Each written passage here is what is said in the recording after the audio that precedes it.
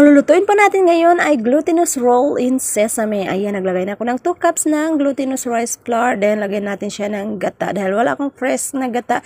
Ayan, nasa can na lang na gata. Then, lagyan natin siya ng 3 cups na tubig ng paunti-unti hanggang sa makuha natin yung tamang mixture. And then, ayan, halo-haluin lang natin at dadagdagan ng tubig ng paunti-unti. Pagkatapos ng ilang minuto ng halo-halo, ayan na po, naging ganyan na yung ating mixture at ayan, i-separate natin sila sa dalawang lalagyan.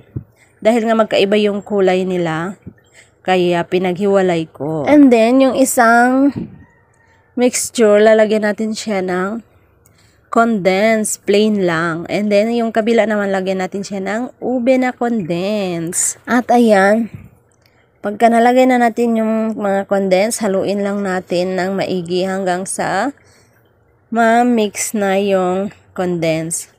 Hindi na ako naglagay ng asukal kasi matamis naman yung condensed. So, sakto na yan ang pagkatamis niya. 1 cup na condensed, tagi-1 cup.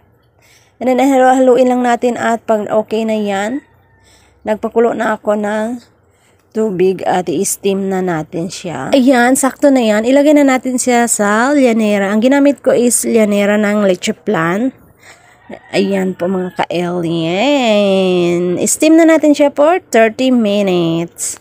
Ayan, dalawa yung nagawa ko doon sa 3 cups. Then, pag naluto na, ayan, ay ilalagay na natin siya sa plastic at ipa-flatten natin siya gamit ang rolling pin or kahit anong meron kayo na bilog dyan, bote or baso, pwede din. Ayan, pag maluto na, ganyan, ilalagay natin siya sa plastic bago natin siya ipa-flatten kasi mahirap siya i-flatten kung hindi ilagay sa plastic. Manikit kasi, malagkit yan eh. Kaya, ganyan, mga ka-alien. Ipa-flatten lang natin ng maigi.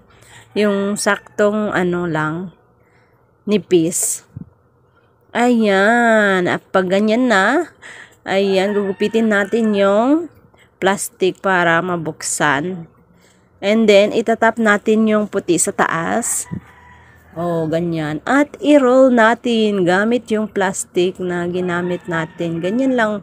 Kasi hindi talaga siya mahawakan. Sobrang lagkit niya. Manikit sa kamay. And then, ganyan, budburan natin siya ng sesame seeds. Yung sesame seeds, sinangag ko muna yan.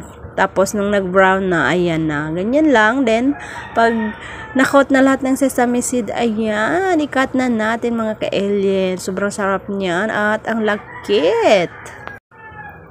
Ganyan na po ang dami kong nagawa. Sarap siyang panghimaga. Para po siyang tikoy, pero mas masarap siya dahil nga may sesame seeds. Yun lang. Tikiman time na mga ka-alien. Thank you so much for watching. Namin sa cute pa isa Jollibee.